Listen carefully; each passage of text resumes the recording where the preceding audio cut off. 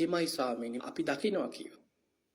බුදුරජාණන් වහන්සේ වදාළ මහණෙනි මේ මහා පොළොවේ තියෙන වැලි කැට ගල් කැට පස් කැටක් තථාගතයන් වහන්සේගේ ශ්‍රී හස්තේ තියෙන මේ පුංචි ගල් කැට හතත් අතර වෙනස නුඹලට පේනවද?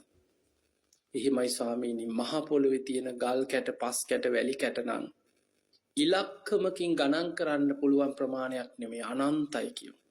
අපිට බින්දු ගානකින් මේ කෝටියයි කෝටි 5යි 10යි එහෙම බින්දු ගානෙන් කියන්න බැරි තරම් වැලි කැට ගල් කැට පස් කැට පොළොවේ තියෙනවා. ශ්‍රී හස්තේ මත බුදුරජාණන් වහන්සේගේ ශ්‍රී හස්තේ තියෙන ඊටාම පුංචි ගල් කැට හතක් විතරයි කියව. බුදුරජාණන් වහන්සේ වදාළ මහණෙනි මේ උපමාවෙන් තේරුම් ගන්න කිව්වා.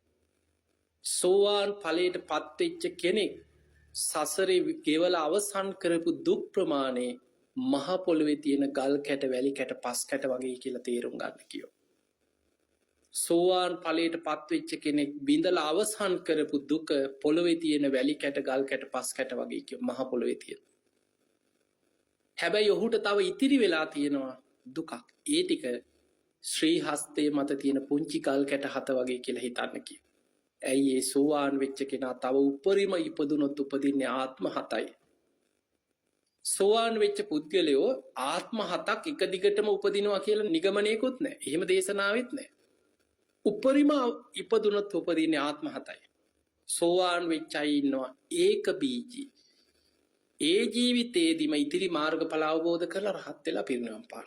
එතකොට මේ සෝවාන් වෙච්ච කෙනා ඒක බීජී. එක ජීවිතෙම ගමන අවසන් කරගන්න.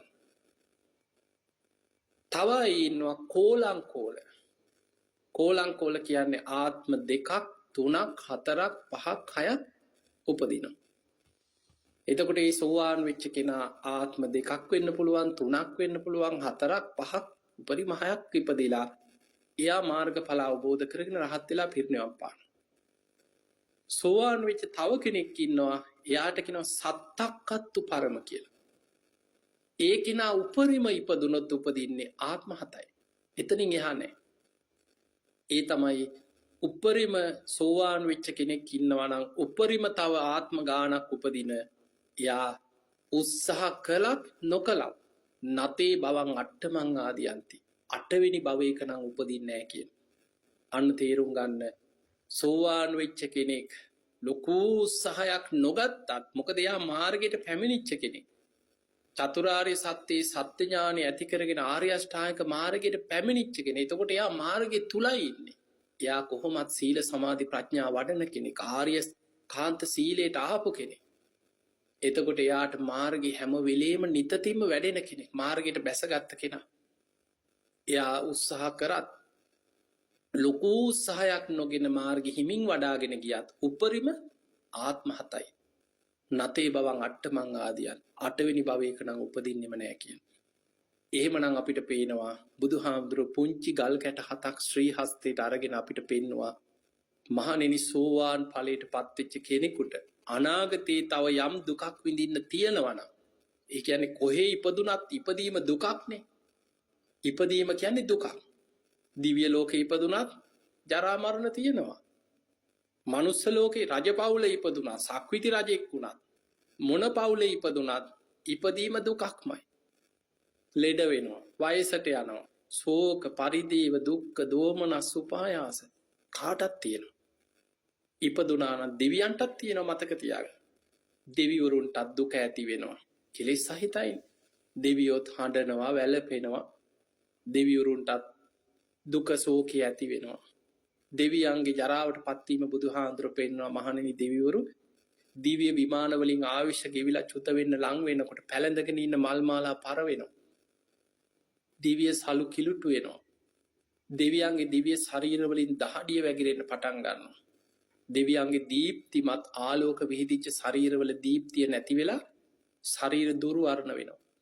විමානවල සිත් තලවන්න නැතුව යනවා. එතකොට ඒව තමයි දෙවියන්ු ජරාවට පත් වෙනවා එහෙනම්. ඉපදීම දුකක්මයි. කොහේ ඉපදුනත් තව සෝවාන් වෙච්ච කෙනෙක් ආයි ඉපදුනත් ඒකත් දුකක්මයි. ඒ නිසා එයාට තව අනාගතේ ඉතිරි වෙලා තියෙනවා නම් විඳින්න මේ පුංචි ගල් කැට හත වගේ කියලා හිතන්න කියනවා. හැබැයි සසරේ ගෙවල අවසන් කරපු දුක සෝවාන් ඵලයට පත්වීමත් එක්ක මහ පොළොවේ තියෙන වැලි කැට පස් කැට වගේ. දැන් මේ උපමාවෙන් ඔබ හිතන්න මේ බණ අහගෙන හිටපු ඔබ ආපස්සට ඔබ ගැන හිතන්න.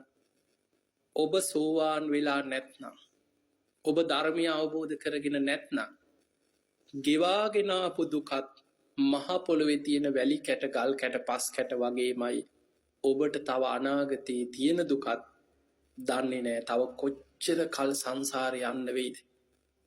මොන අපායේ වැටි වැටි කොහේ යයිද? කොයි බුද්ධ ශාසනයක කවද නිවන් දකීද? පුතත්ජන ජීවිතේ ඒ අනතුරත් එක්කනම් ඔබ ඉන්නේ. ඔබට අනාගතයේ විඳින්න තියෙන දුක් ටිකත් මහ පොළොවේ තියෙන ගල් කැට, වැලි කැට, පස් කැට වගේමයි. අතීත විඳපු දුකත් අනාගතයේ විඳින්න තියෙන දුකත් ඔබට මහ පොළොවේ වැලි කැට, ගල් කැට, පස් කැට වගේමයි. අන්න ඒ නිසා මේ සංසාරේ බය දකින්න කෙනා හිස ගිනි ගත්ත කෙනෙක් ගින්න නිවන්න මහන්සි වෙනවා වගේ. ආයුධයකින් පහරක් කාපු කෙනෙක් තුවාලයක් සනීප කරන්න වෙහෙසෙනවා වගේ. මේ භයානක සංසාර ගමනෙන් නිදහස් වෙලා නිවන් අවබෝධ කරගන්න මහන්සි ගන්න. ඒ පිණිසයි ඔබට මේ ධර්මය ශ්‍රවණය කරන්න අපි නිරන්තරයෙන් ඔබට ධර්ම දේශනා කරන්නේ, ධර්මයේ කියලා දෙන්නේ. ඒ නිසා නිතර බණ අහන්න, ධර්ම පොත්පත් කියවන්න, ධර්මයට ආස කරන්න. ධම්ම කාමෝ භවං හෝති. ධර්මයට කැමති කෙනා, ධර්මයට ආස කෙනා ධර්මයේ තුල දියුණුව කරා යනවා. ඉතින් ඔබ හැම දිනාටම අපි ආශිර්වාද කරනවා. සද්ධාදී ගුණ ධර්ම දියුණු කරගෙන මේ ලැබිච්ච මනුස්ස ජීවිතය තුළ උතුම් වූ ධර්මයම අවබෝධ කරගන්න ඔබ හැම දිනාටම වාසනාව ලැබේවා, ලැබේවා, ලැබේවා කියලා අපි ආශිර්වාද ප්‍රාර්ථනා කරනවා.